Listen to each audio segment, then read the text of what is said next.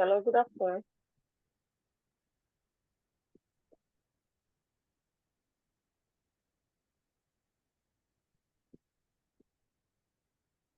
Don't know where the program is supposed to start, but I was scheduled to begin my presentation.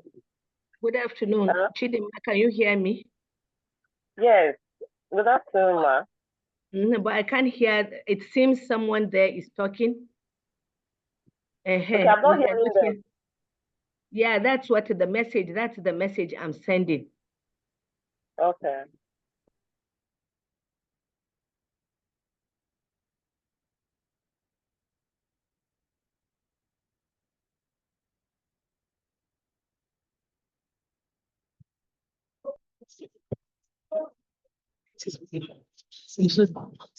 Please, Dr. Lillian, can you kick the ball rolling? You have 15 minutes to present your work.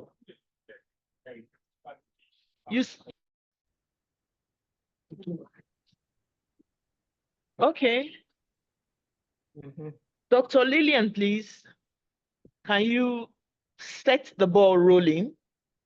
Thank you. Good afternoon, all.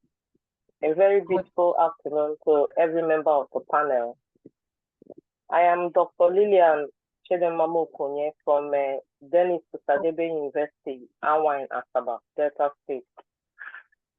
My paper for today's panel presentation is on African proverbs as pedagogy to moral values, its analysis in select African plays. The paper examines African proverbs in the light of its pedagogic impact on the moral values of the people in the society, with particular reference to the plays of Femi Otofisa in his Morontodu, Sam Okala in his Afaka Land, Voloshenka in Death and the King's Horseman, and J.P. Clark in his Uzidi. Proverb is a folk piece of advice expressed through short, brief sentences. They are simple and concrete sayings which are popularly known and respected and are regarded as the central source of knowledge acquisition in traditional African society. Most proverbs are related to local beliefs and traditions of a particular place. They have been considered as important parts in the fostering of children as they signal moral values and extort common behaviors.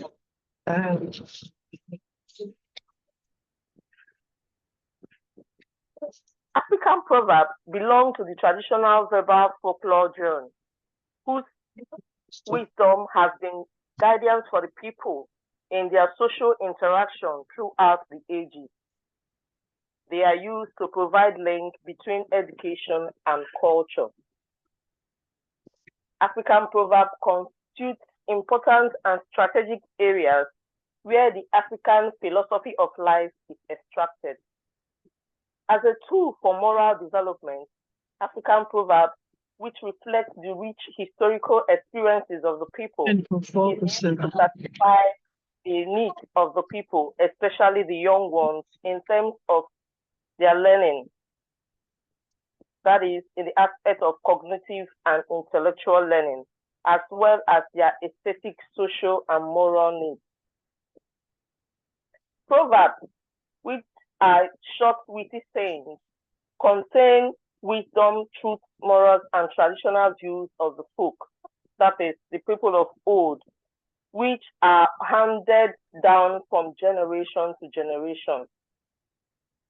The proverbs are the living voice of the people, which they retain in their memory and are used not only in the present, but also in the future. This is because proverb embraces the expressed collective opinions of the people, as it contains their assessment of life as well as the observations of the people's minds. They also help in the acquisition of behavioral principles underpinned in the traditional moral and wisdom expressions required for the growth and development of members of a particular society. Proverbs therefore play a significant role in the education and socialization of young children and youth. Significantly, Proverbs are the expressions of the character and manners of a nation, their specific sense of their specific way of thinking, their saying and feelings. In fact, an important benefit of transmitting information through folk proverbs is that they refer to a core group of virtues and vices which are reflected in folk traditions and real-life situations of the people. Such virtues operate in productive employment, which can help test a person's moral character. Consequently, proverbs help decide when a moral issue is adjudicated to be either moral, immoral, or amoral. Acting as a pedagogic means, since ancient times, proverbs carry educational functions. They tell and teach about the means and methods of educative influence, which corresponds to the ideas of the people. Hence, proverbs act as a means of influencing the consciousness of the educated with the ideology that learning goes from the known to the unknown. Therefore, proverbial instructions include teaching children and youth good morals, as well as the rules of good manners. For instance, parents sometimes use proverbs to educate their children at home, and these cultural resources are used to draw the children's attention to the consequences of bad behavior. Can also liken proverbs to the applications in school settings, where teachers use proverbs to caution their pupils against bad conduct by warning the students of the consequences of wrongdoing and deterring them from engaging in social vices. Therefore, the moral values embedded in the proverbs are expected to moderate the students' conduct and behavior. These moral proverbs, therefore, are thus expected to provide theoretical framework for championing 1, the virtue of patience, 2, the notion of prudence in anything one does, 3, the use of rational inquiry in conjunction with prudence, wherein one is faced with choice making. In other words, it is useful and valuable for the African scholar to explore and exploit valuable oral traditions such as proverbs so as to revisit the past and its culture, since past cultures help shape present cultures. Looking at the plays in question, we can see that the play Moronto by Femi Osofito interprets Yoruba proverbs as indigenous knowledge enshrined in the cultural practices of indigenous Yoruba people based on their life experiences and observations in their natural environment. This is why in the play, Titubu, one of the protagonists of the play, threatens pretenders who in turn, through the use of proverbs, tells her she cannot do anything because she's a nobody when compared to him in terms of age and position. In the play Apakaland, Bukala uses proverbs as integral part of folk literature, as they used to preserve the cultural memories and indigenous knowledge system through oratory, music, and dance, while acting as products of individual and collective spoken memory. The moral imperatives and the lessons included in the proverb used in Death and the King's Horseman by Wole Soyinka speaks of the common human desires for kinship, friendship, moral conduct, and cultural respect. Because they are expressions in and wise sayings that form some of the integral strongholds of traditional African drama, which are geared towards morals and are used to instruct, teach, and correct the younger generation. Such Shoyinka's proverbs are used by the elders to bring out meanings of obscure points in its conversation and argument. In Ozidi, J.P. Clark shows the tremendous benefit of preserving and promoting African proverbs in order to ensure credibility and validity of meaning. This is because it gives the situational aspect of the proverb in their cultural and historical context. In essence, proverbs are the essential ingredients in African speech and culture, for they are powerful carriers of traditional wisdom and social norms, and they are effective means for moral education of all members of the society. They express the truth of African personal and social experiences. In all, proverbs with moral significance are fashionable and adopted into the social ethics of the people.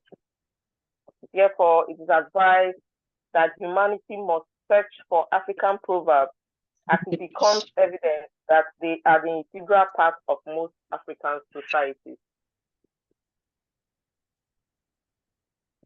Proverbs are not antiques and cannot be regarded as things of the past, but the living voice of the people, which the people retain in their memory, that is, which they need not only today, but also tomorrow.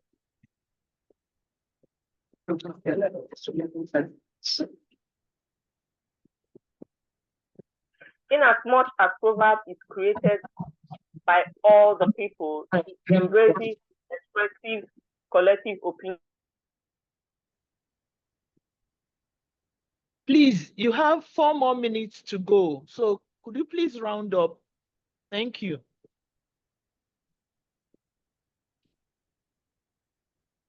Okay. In conclusion,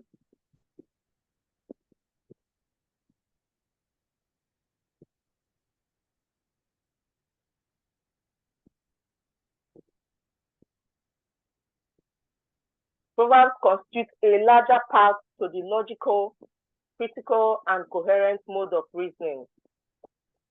It is advised that humanities must search for proverbs of any form. This is because proverbs constitute ingredients that are embedded in the culture of the people, and it's a revelation of the philosophy of the people and their moral values, which the society holds so dear. Thus, the usage of proverbs educates the people and guide them for their future life, for it constantly serves as a reference point to their philosophy of life. Thank you. Thank you. Please, I would allow all of them to present, then we'll take the questions after that. So please just jot down your questions, comments, and all. Now, we want Dr. Yusuf Samagana to present his paper. His work is on, I can't read the Hausa there. So please, can you tell us the title of your work and continue? Thank you. You have 15 minutes. All right, ma. Good afternoon, Dr. Ruth. Good afternoon. Good afternoon, everybody. Good afternoon. My name is Yusuf Shamagana from the Department of English and Drama, Kaduna State University. The title of my paper is Babu Nakasashe Seikasashe, Proverbs and the Paradox of Disability Disempowerment in Selected Northern Nigerian Texts. Now, as the title suggests, it is supposed to be a collection of more than one text, but I was only able to focus on a single text, a play called The Kika Talatin by Ado Ahmad Gidandabino. Now, as a form of introduction, as it has already been said by Dr. Lillian, Proverbs are important vehicles through which knowledge and values are transferred from one generation to the other. They inherently embody a people's worldview and have the ability to shape and reshape social interactions. Now, in Hausa society, proverbs are used to articulate issues that border on every aspect of our lives, including disability and persons with disability. Now, the word nakasa and nakaseshe are used to refer to disability and persons with disability respectively. And it is from these two words that the proverb babu nakaseshe se kaseshe is coined. Literally, the proverb babu nakaseshe se kaseshe can be interpreted as there is nothing like a person with disability except one who is unable or is limited by his own mindset. It can also be interpreted as there is ability in disability. So based on this interpretation, disability is effectively located on the person with disability, that is on the impairment. Now this, as such, the proverb is considered as one of those cultural narratives that inspire persons with disabilities to brave the odds and rise above all limitations placed upon them by their impairments and not by the society. Now, herein lies the paradox. Whereas the proverb can be considered empowering to persons with disabilities, it can as well be disempowering because it seems to exonerate the society from playing their roles that could go a long way in promoting disability inclusion. Now, what is the methodology? The methodology and the conceptual framework. This paper adopted textual analysis in studying the study text, that is the Kikata Latin by Ahmed Adogidande, and it is analyzed subjectively with the aim of pointing out how action and characterization in the play appear to both empower and disempower the lead character, that is the protagonist named Zanira, who is a person with disability in the play. Now, the Hausa proverb Babu Nakaseshe Se Kaseshe was also adopted as a conceptual framework that guided the interpretation of the text. Now, this proverb can be situated within the larger social model of disability discourse. Now, in disability studies, there are different models. We have health model, charity model, and the human rights model, and then we have the social model. Now, the social model entails viewing disability as a problem of the society instead of the individual with empowerment.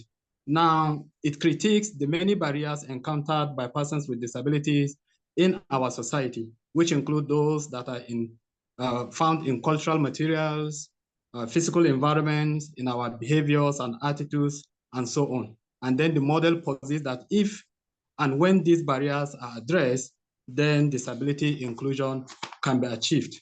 Now, Hausa proverb and disability.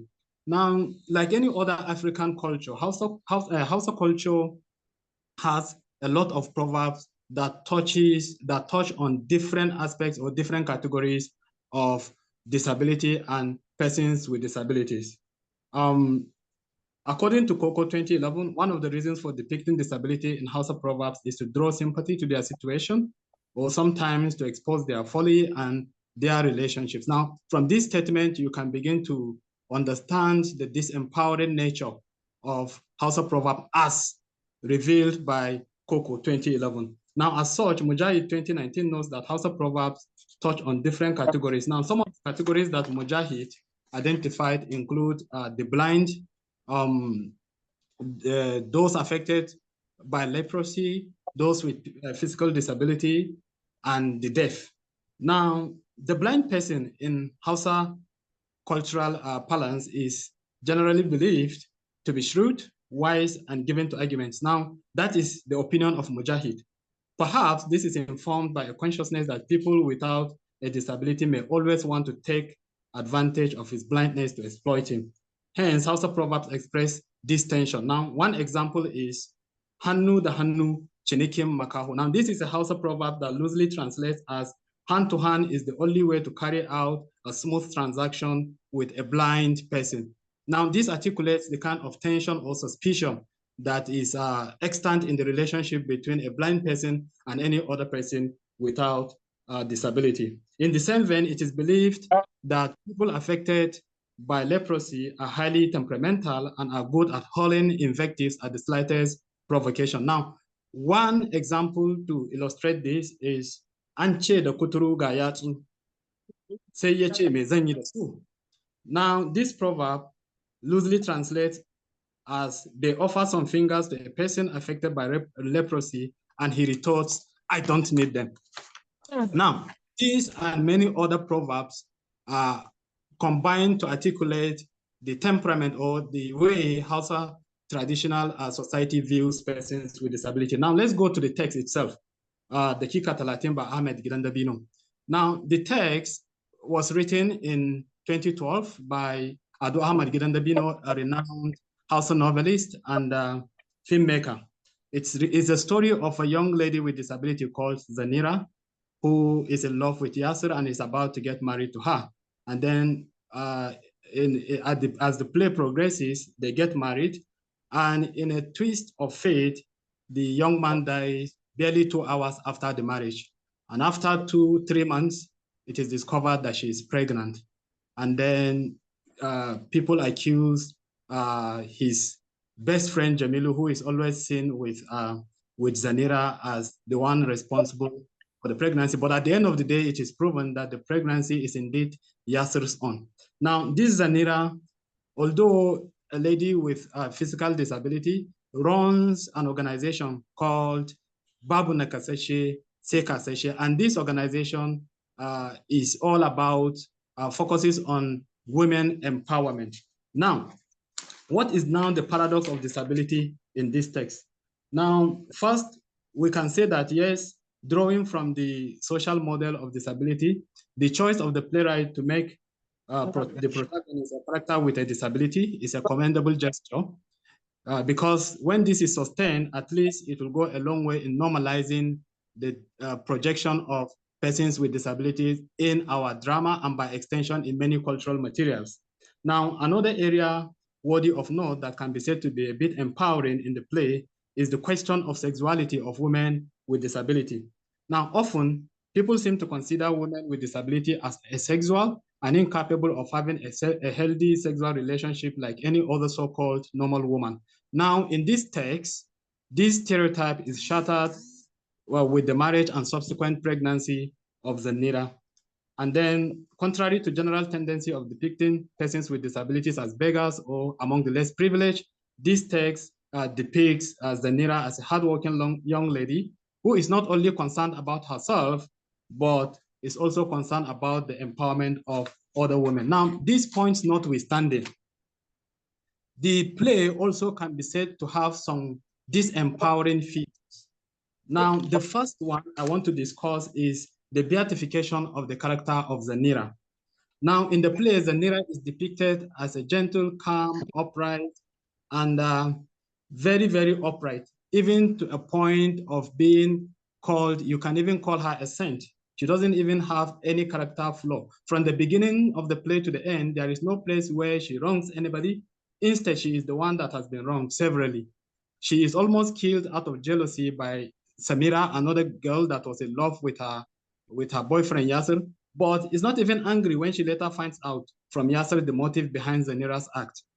Now, this particular representation is faulty, is problematic, because when persons with disabilities are constantly being projected as people who are harmless, who are upright, who are righteous, we deny them the opportunity to behave as normal human beings that have weaknesses and flaws.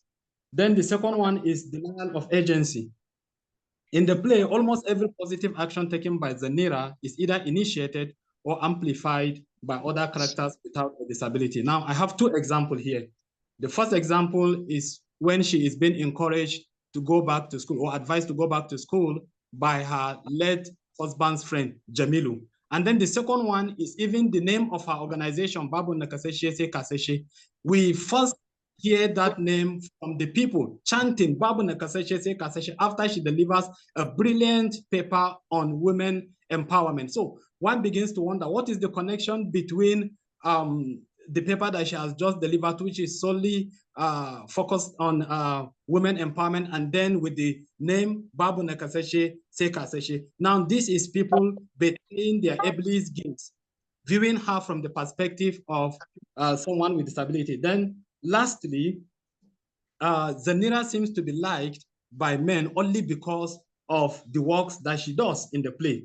Now, ladies without disability, like Samira and even Jamila, the girlfriend of Jamilu, seem to wonder why all the attention of the men seem to be on Zanira and not them. And then her boyfriend Jamilu says, you see, Zanira is into these women empowerment activities, and that is why all of us, are focusing on her. That is why she seems to get more attention than you. Now, this is also problematic in the sense that not all women with disability can go this far because they want to be liked. So if we say a woman with disability must go out of her way to engage in these activities before she can be considered a human being, then there is problem.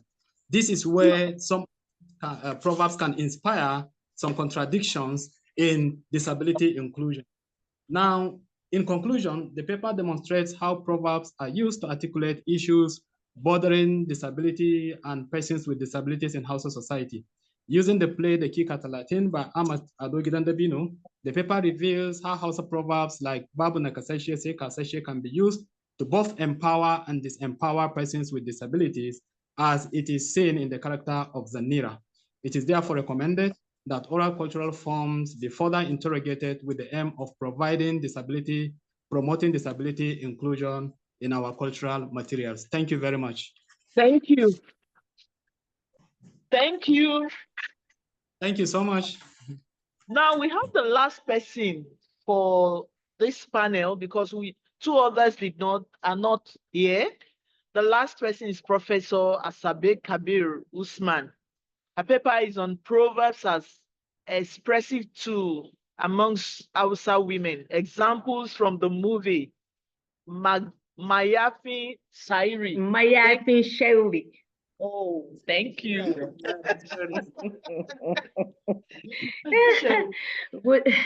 Good afternoon, everyone.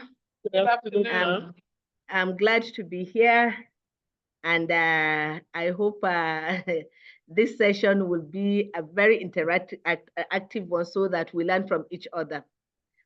Please permit me to share my screen.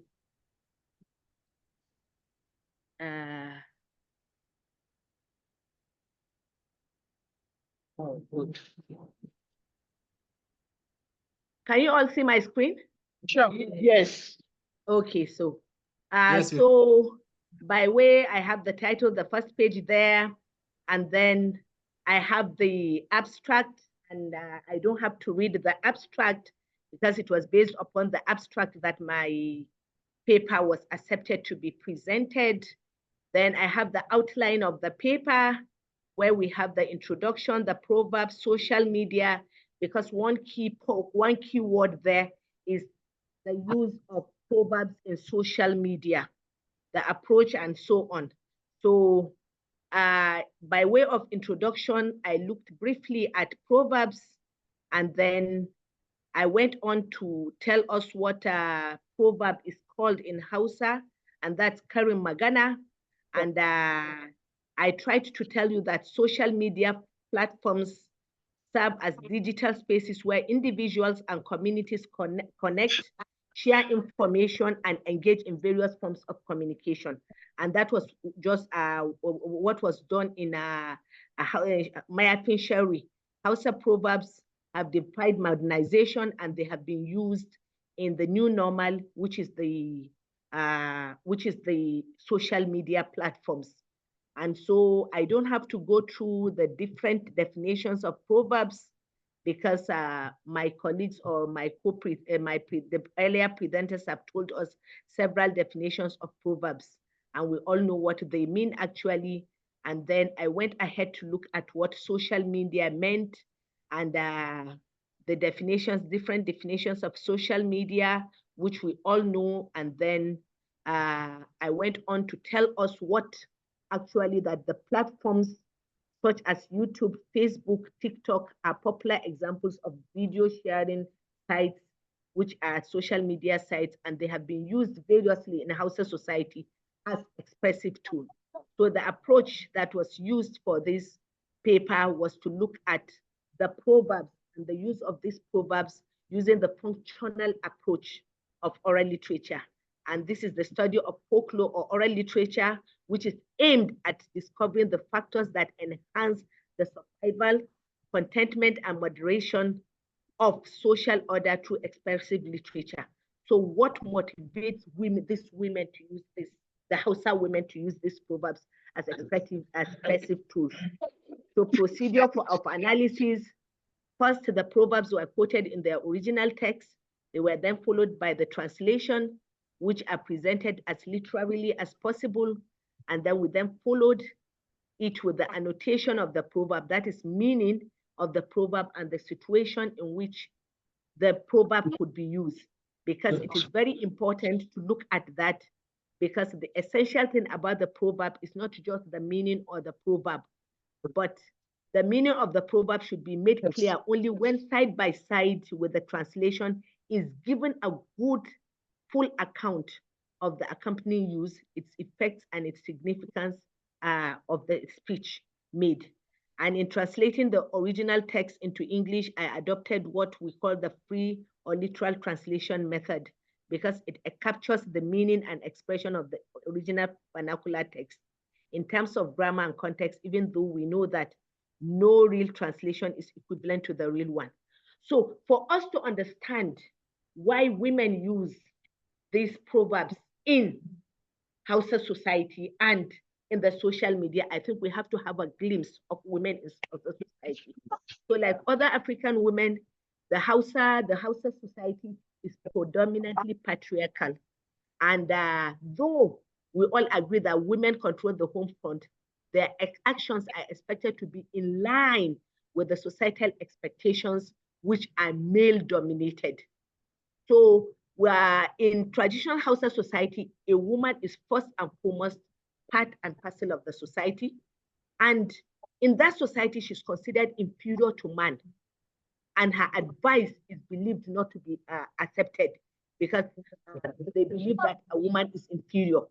As a daughter, the Hausa woman is expected to obey the societal rules and expectations set down first by her father, then next by her brothers if she has any, and then later by her husband when she gets married.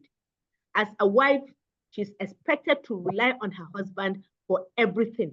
Her views are not considered, her advice not accepted, and nothing except on special cases or exceptional cases where the woman is upheld.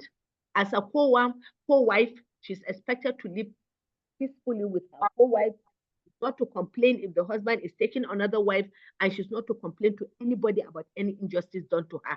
She's to remain compliant and quiet. As a mother, that role is upheld in the society. She's seen as a life giver, a natural of life, and so she is respected. So Hausa women are therefore expected to show some esteem as good women, and there are laid down rules.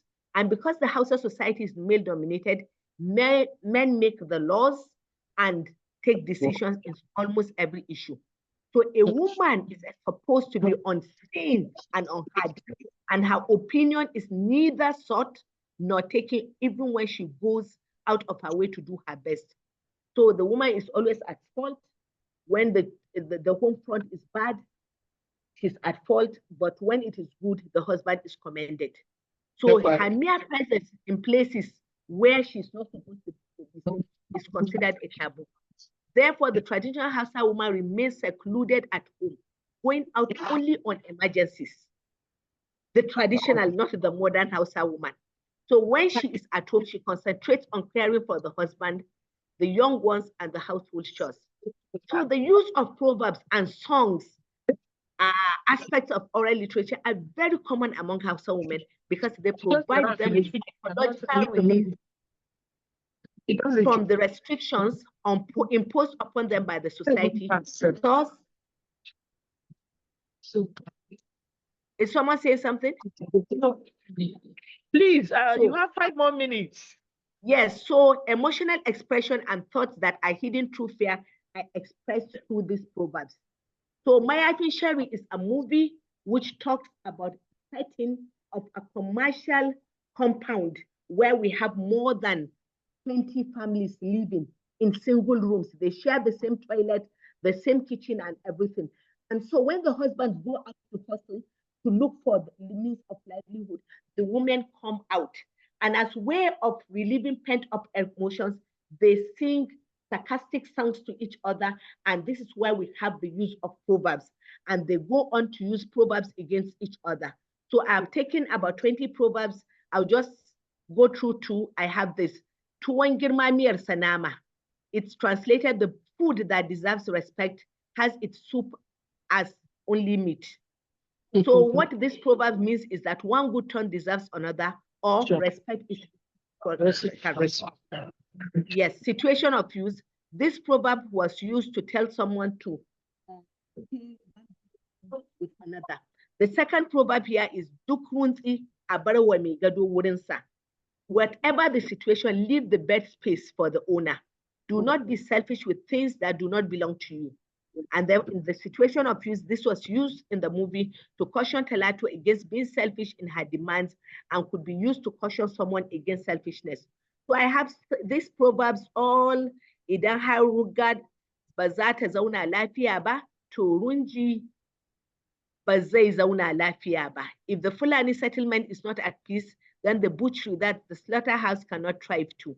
This means that whoever stirs up trouble in his environment will definitely be consumed by the trouble one way or the other. So do not wish other people bad omen, for it may backfire. So this is used to caution people against stirring up trouble, which might backfire. So I used 20 proverbs from a selection of 20 proverbs from the movie. So ko a jikina where an jefi kaza da gishiri, that's the 20th. That is none of my business, says the hen when she was stoned with salt. The hen has the feathers. So by stoning her with salt, she wouldn't even feel the impact. So what you are doing is not impactful on me. So the proverb is used to revoke anyone who tries to provoke someone to a fight. So by way of conclusion, I said proverbs used on social media have become vehicles or tools of expression for Hausa women. This helps them in relieving pent-up emotions, which the patriarchal society they live in has plunged them into. The innovative transition of genres of oral literature, folklore like proverbs, karin magana, to social media has given us a better understanding of the Hausa language, oral saying, by providing the perceptions in visual forms behind the intended meaning. Social media has further enabled a documentation and preservation of proverbs, and this serves as additional contribution to knowledge, especially to non-native speakers of the Hausa language. Through the social media, the virtual form is more likely to attract more viewers to look at these proverbs in order to capture the meaning behind its application as part of the daily lives of the Hausa oral heritage. Thank you very much for listening. Thank you very much. Thank you. Thank you. We actually enjoyed your paper, and we exceeded the time. Before we could realize that it's over 15 minutes. You've gone far. I wish you would have given me the time of the other speakers that didn't come. Thank you. Now, we have all listened to them. Interesting papers. They came from different perspectives. Dr. Lillian picked place to discuss her works on Proverbs. Dr. Yusuf took television programs and analyzed some plays that dealt with children. Then Prof now picked the social media and also spoke about Proverbs and how it affects women. Yes, Yusuf also picked Proverbs that affect disabled people or persons. Now, they've actually diversified the use of proverbs, picking these proverbs and analyzing them for us. I know would have questions, would have comments. Please, we don't criticize people here. We encourage. So please, can you raise your hands if you have any comments, questions, clarifications? Thank you. I'm raising my hand. Okay. Okay. Prof. Prof, one will entertain 6 questions. Okay. So my question or my observation goes to Dr. Lillian's paper. Okay. I just wanted to say that we could improve that paper. It's really very interesting, but we could improve that paper if we had examples of proverbs. So please, I want her to examples of proverbs from the text she used. She did not give us any example of the papers from the text she used. So I just wanted to just chip in that the paper would have been better if the examples were there. Thank you. Thank you. Let her answer. Please, Dr. Lillian, can you answer? But before she answers, let me say something. I'm sure it's because of time. Okay.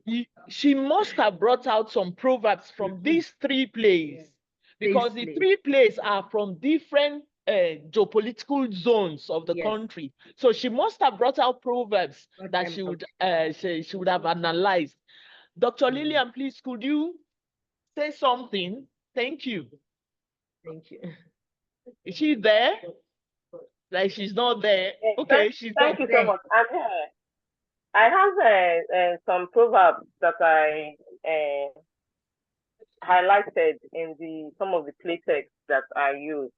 I was like, okay, because of time, I just said let me summarize the main points. But the proverbs are there. Take for instance that of Ozizi by J.P. Clark. I'm okay. Okay. Thank you. Just want to check. Yes, somebody. Okay, I have somebody online. Peter Saliu should be number 1, 2, 3, 4. So we have 4 persons to ask or say something. So, Peter Saliu, please, can you say something? Thank you.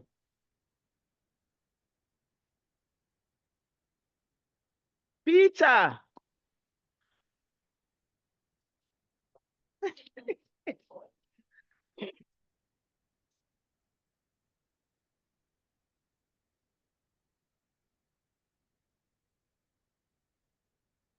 There are questions online.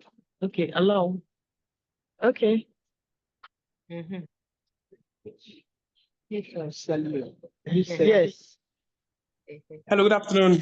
Good afternoon, presenters and panelists. Thank you very much. Interesting presentations. I enjoyed every one of them. My quick question goes to the presenter who talked about Proverbs as it relates to disabled people. So I was thinking that it would also be interesting to explore how some of those Proverbs, I may not have the examples in that language, how some of them could also promote shaming or stereotypes or talk down on those persons with disabilities, and probably consider how to develop a framework of usage so as to discourage those ones that contribute to shaming of the persons with disabilities.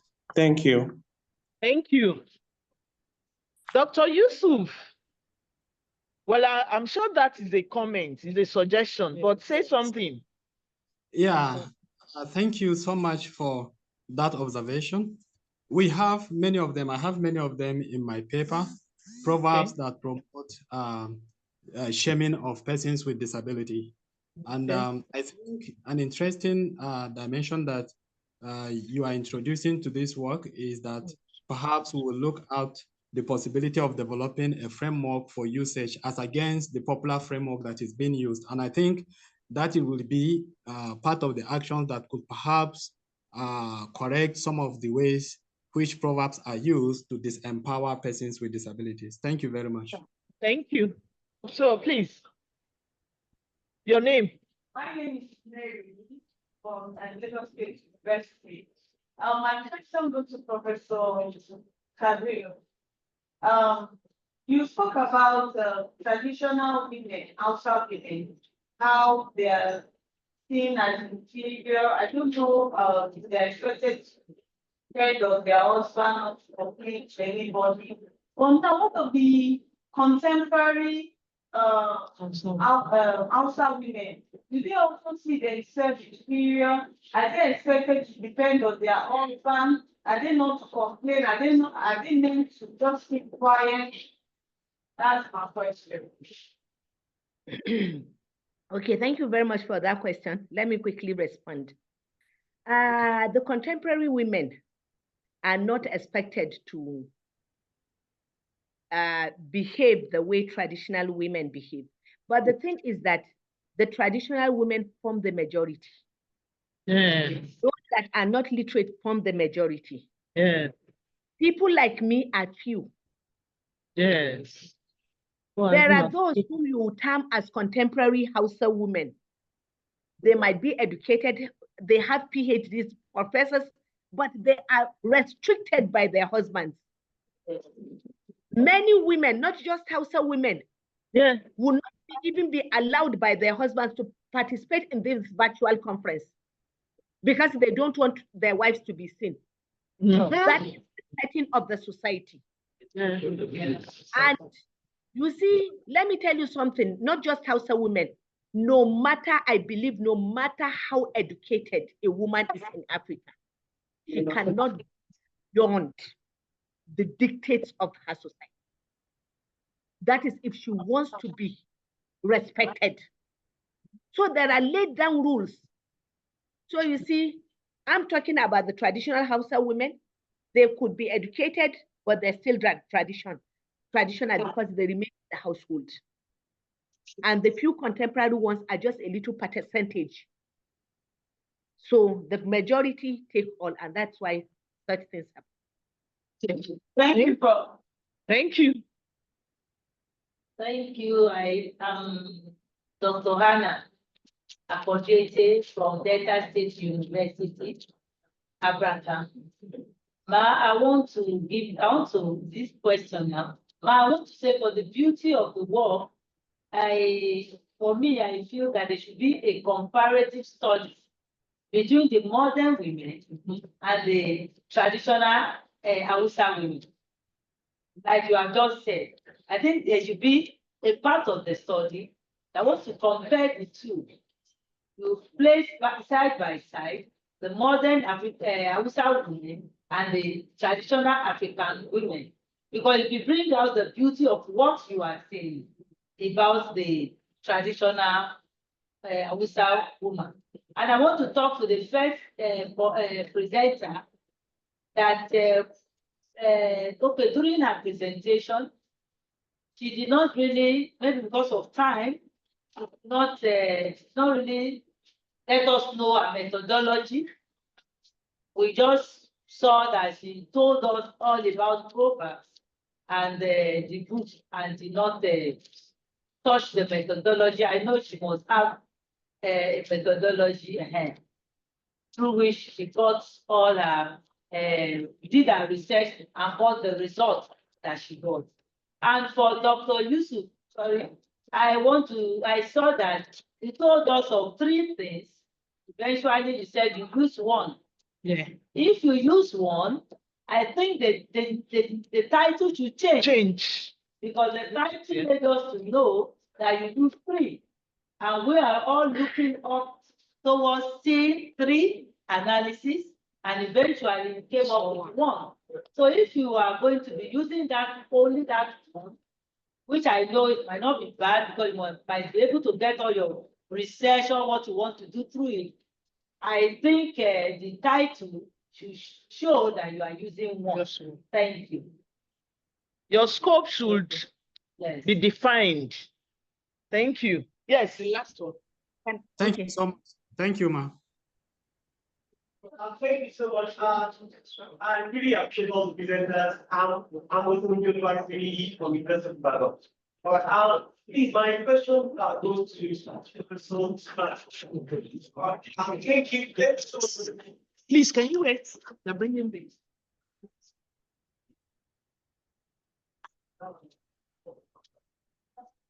Thank you, Ma. So like I said, I appreciate all the presenters. It's actually an enlightenment program for me, and I appreciate it. All right, my question goes to Professor Usman.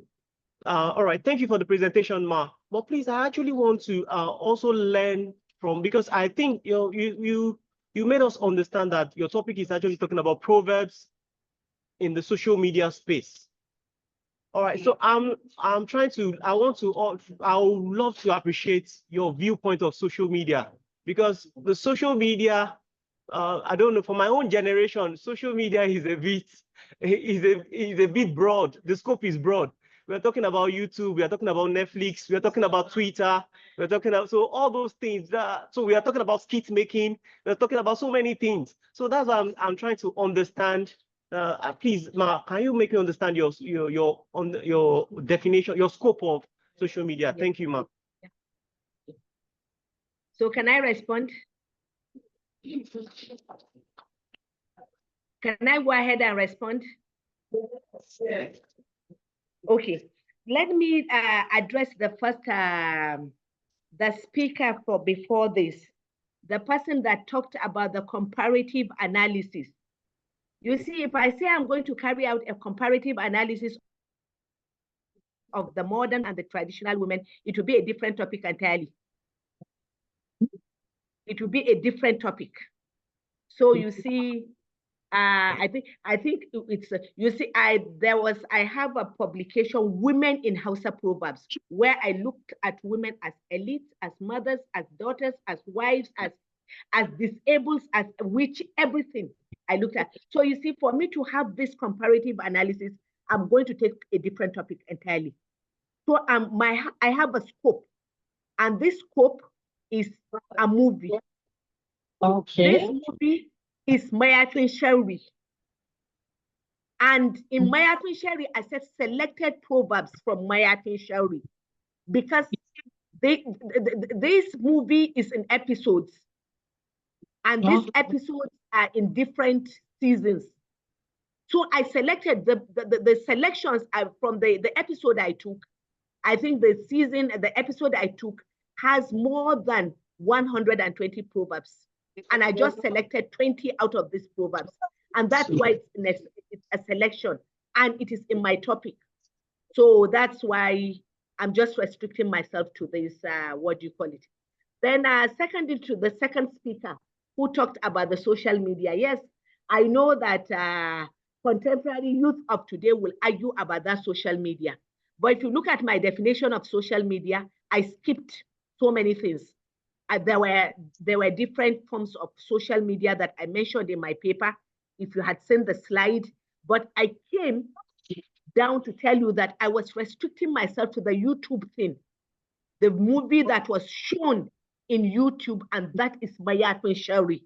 So we have other social media platforms where you find all these things. We have the TikTok, I mentioned all of them, but specifically I said I was going to look at these movies that were this Mayatun Sherry that was projected in YouTube. It's there. And I even told you the category where YouTube falls in the social media category. Yeah. So I think in my main paper, I mentioned that, and it was on the slide. Thank you. Yeah. I hope I've made myself yes, clear. You have. Thank you.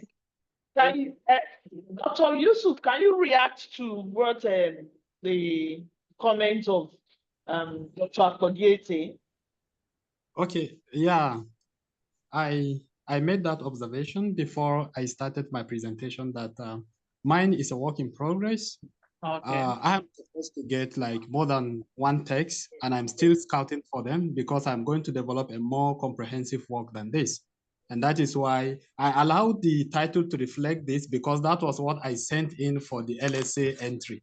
So I didn't want to just call a different thing here. even though I had already effected it here. So it's going to be a reflection of a selection of disability, disempowering or empowering proverbs in many texts, Hausa texts or Northern Nigerian texts. So it's going to cut across many texts.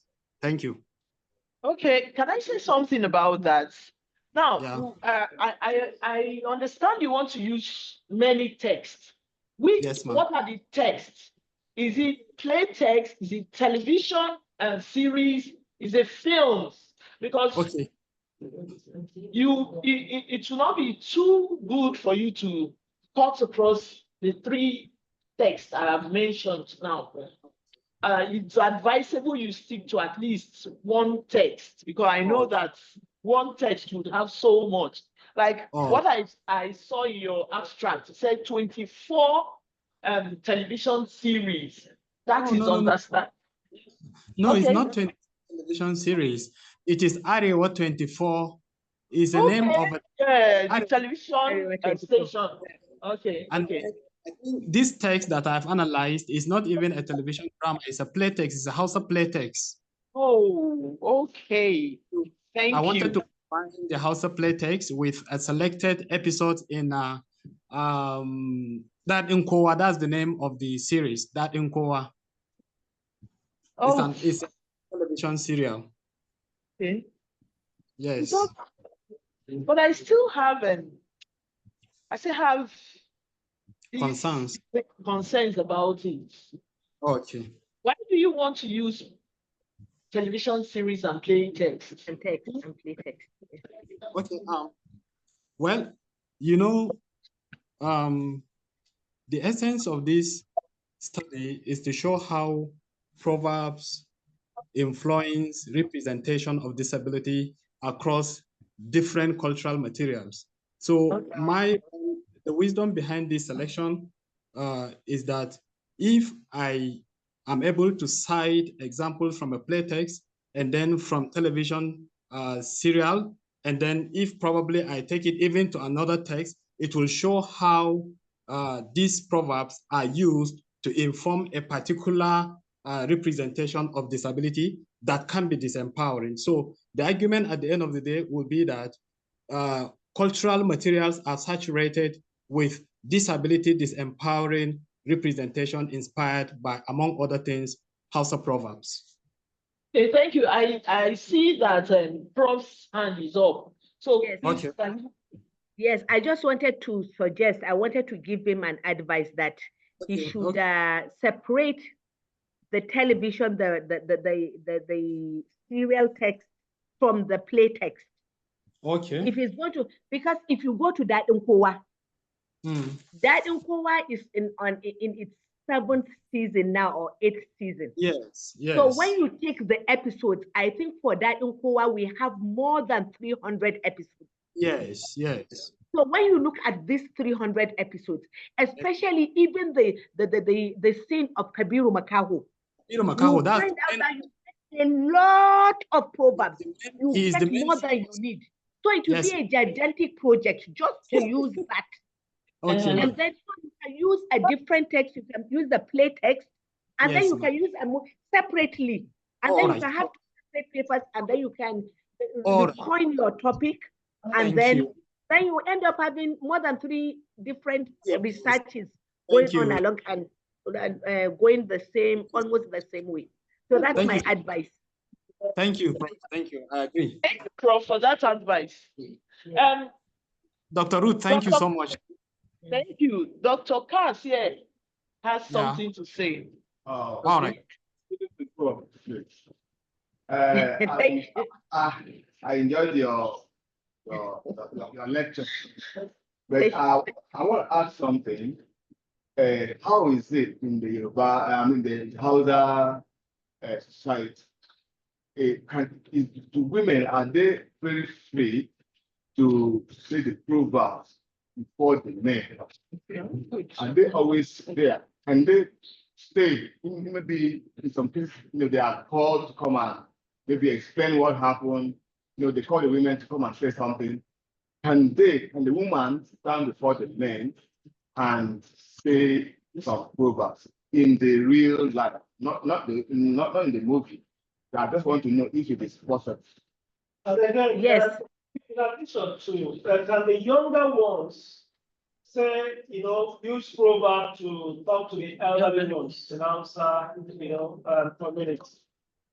Okay, so let me respond to the first question. Yes, you see, that is a way, and one of the functions of oral literature is that it helps you to relieve pent-up emotions. So some things that are considered as taboo, you say them freely because you use them as forms of oral literature.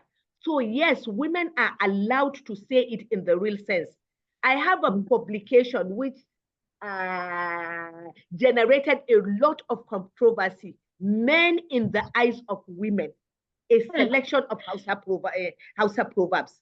And I said almost all the proverbs were negative about the men. And then they kept wondering, how did I get these proverbs? So you see, they can say it anywhere.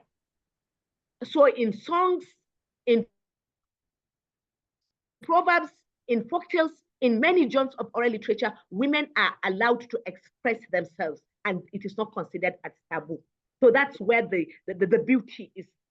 And the restriction is limited when they say this. And once they say it, pent up emotions is a little bit relaxed, and then the BP will be less and all that is, at least they've said what is in their mind.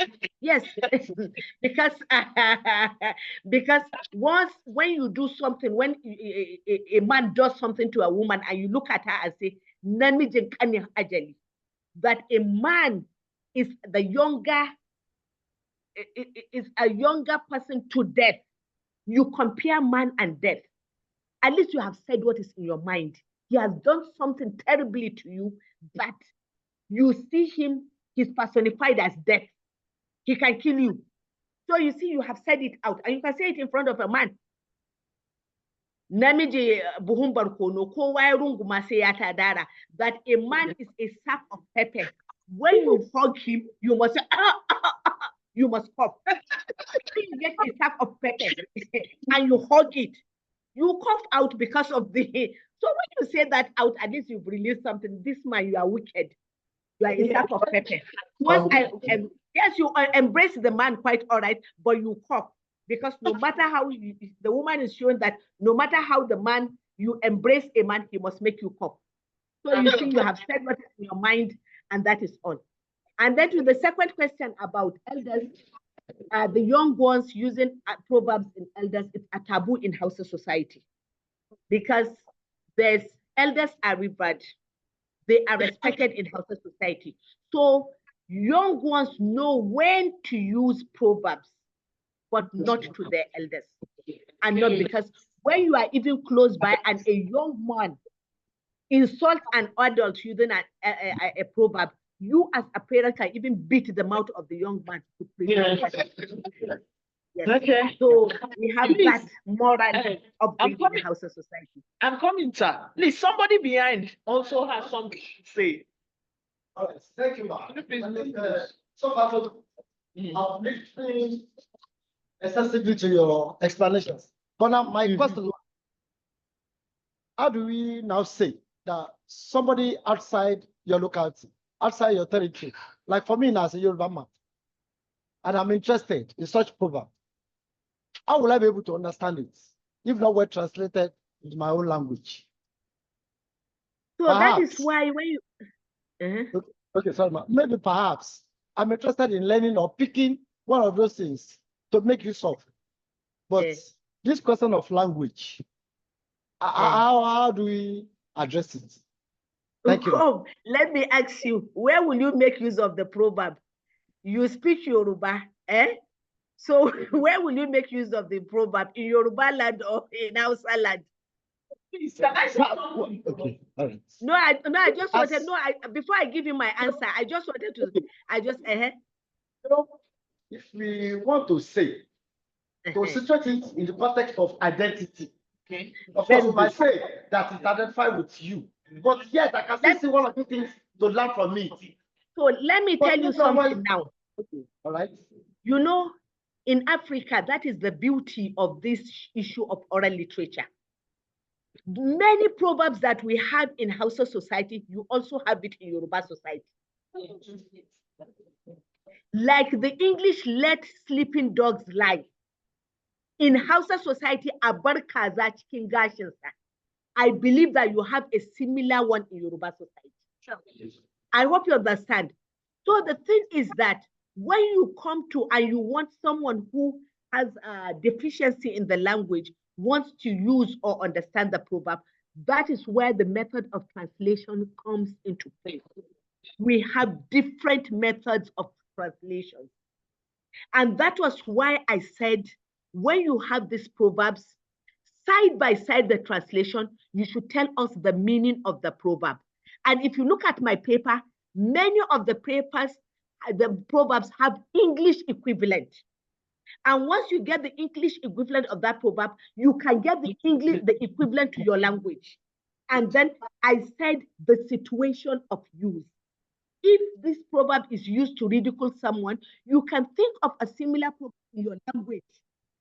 And then it will be very easy for you to align that of your language, that of the Hausa language, and it will be very easy to learn and understand all these things. And that I believe can be done. So the method of translation and the method of presentation, they do matter. Thank you. All right. Please, he also has something to say. Well, my name is Olumide. I'm from Afe Babalola University, Ado Ekiti. I'm presenting a paper which has been presented this morning on post-proverbials. Yes. And I'm asking this question because I'm interested in knowing whether within the Hausa Fulani proverb corpus, whether you also have post-proverbials. For instance, because of the influence of postmodernity and the influence of post-colonialism on us and the realities of the modern age and lived experiences of people in Yoruba land, these proverbs, the traditional proverbs, have been tinkered with, have been tweaked to meet modern realities of everyday living by both the young and the old. So I'm also interested in knowing whether this is not limited to my culture and my people, and to know whether within the Hausa corpus or the Hausa society, we also have post-proverbials. Thank you very much. Yes, we have post-proverbials. In fact, I think in 2019, I was at University of Ibadan. Remiraji invited me and I gave a keynote paper on post-proverbials. So we have real post-proverbials, post-proverbials in Hausa society, and I've written a lot of papers on them. In fact, recently, TED Fund accepted one of my books on post-proverbials on oral literature, and they are going to publish it. If I have your address, I'm going to send you some of these things. I have written a lot of papers on post-proverbials, and I have published on post-proverbial. I just don't want to waste time. If not, I would have given you some post-proverbials now. To one traditional proverb, today in Hausa society, we have up to 4 or 5 post-proverbials. So, and they relate to happenings in our society. In kaji durum, kaji Boko Haram. In kaji durum, kaji diniyan and sanda. So you see, this Boko Haram is a new post-proverbial. It's a new terminology. Yes. So in kaga raƙumi, kaga buzu, that if you see the tureg, you see the camel. So in kaji durum, when you have here boom, you hear Boko Haram. So you see, these are post-proverbials that go hand in hand. I've written a lot, about 4 or 5 papers that have been published on post-proverbials. I can share them with you. And by the time my book comes out, I think I'll be able to share them with you, because TED Fund said they're publishing 2,000 copies. They'll give 1,000 to universities, and they'll give me 1,000 copies. So there will be too much for me. I'll share with all of you. I'll get your addresses. I'll share with all of you. That would be So there are a lot of There are a lot of things on the binary image of women in Hausa Proverb, the mother figure in Hausa Proverb, truth in Hausa Proverb. I have a lot of them in that book. It's a compendium and you find it. That's okay. I don't know whether So I I'll can share ask everything Dr. with Lillian whether we have post-proverbial in Igbo society. Please, Dr. Lillian, can you unmute yourself, please? I hope you can hear me. Dr. Lillian. Yeah. Yes, thank you very much. I'm interested in post-proverbials, and I'm building on the existing literature in that area within my own culture. But what I'm doing now is to take it outside of the general Yoruba post-proverbial and to identify a variant that has not really been worked on. That is the Ibadan people, specific Ibadan post-proverbials. So I'm asking now whether among the Igbos, whether in your society, your culture, we also have post-proverbials. That's the question, please.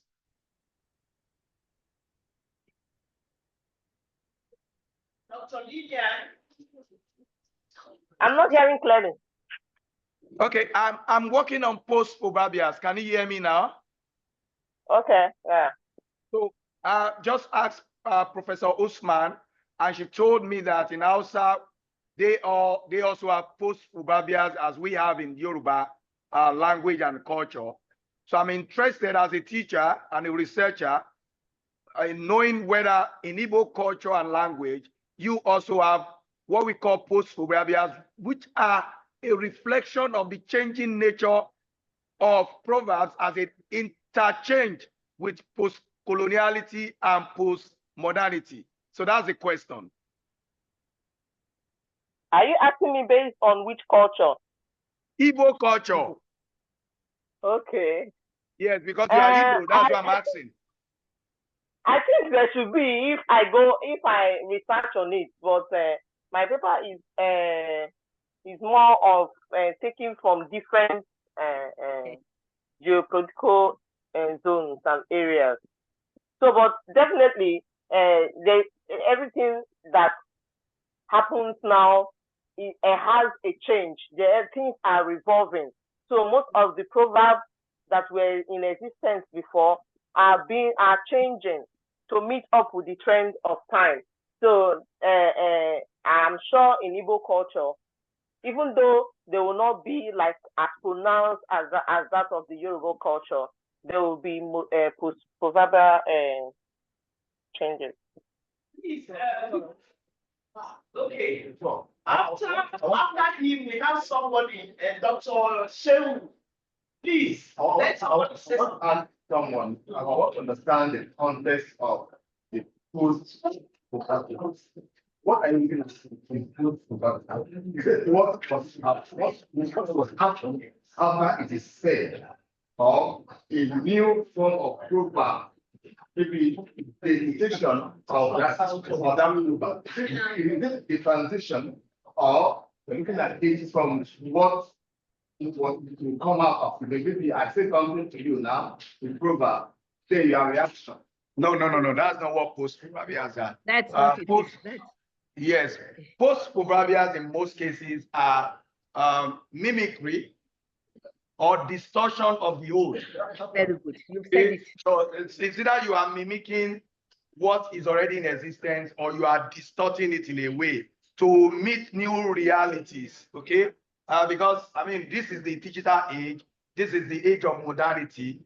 Most of the old proverbs were invented, came up in the year gone past, when their realities are not the current realities. So because of the realities we are facing now, we're beginning to twerk them, we're beginning to attack them, we're beginning to build on them at times. At times we just mimic them for fun, for sarcasm, for humor, for all kinds of reasons. So those are what we are talking about. Example of such.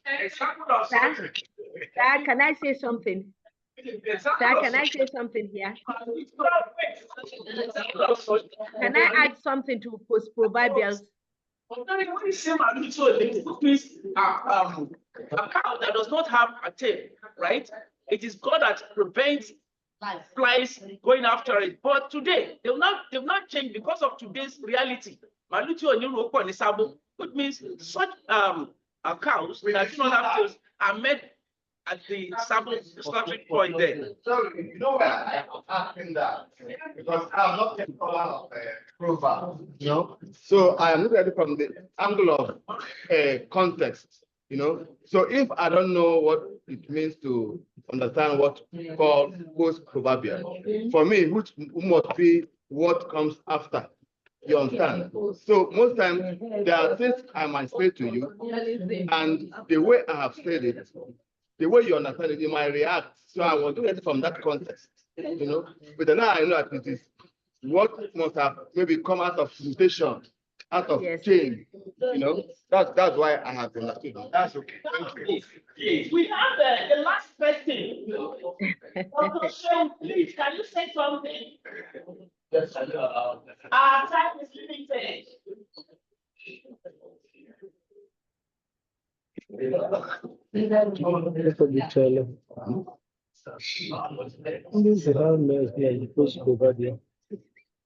Thank you.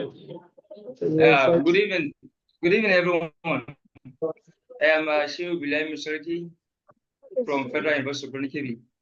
Honestly, I don't have a question, rather to appreciate Professor Sabine Kabir. I honestly enjoyed that paper. In fact, the questions thrown to her and the way she answers the questions was really interesting. My is really to appreciate the way she answers the questions thrown to her and the paper she presented. Thank you. Thank you. Thank you. Thank you. Prof, that's why they call you. That's why they call you Prof. Yeah. They call you the chair. Thank you, Ma. To educate us, to broaden our knowledge base. And you know, I want to actually thank you for what you've done today. And for all the panelists, we say thank you for coming today. We are grateful for coming to make this panel a very lively one. We hope to see you tomorrow from 9. Okay. We'll be there. We have 4 more panels to go. So please, we are expecting to see you. Thank you. Okay. Thank you. Thank you so much. It was an interesting panel. Thank you. And I want every one of you, please, who are in this panel, to send me to send me an email with your number. Thank you. Okay. Thank you. Thank you, Prof. Thank you, Doc. Thank you, everybody. It's a pleasure meeting us all. Thank you,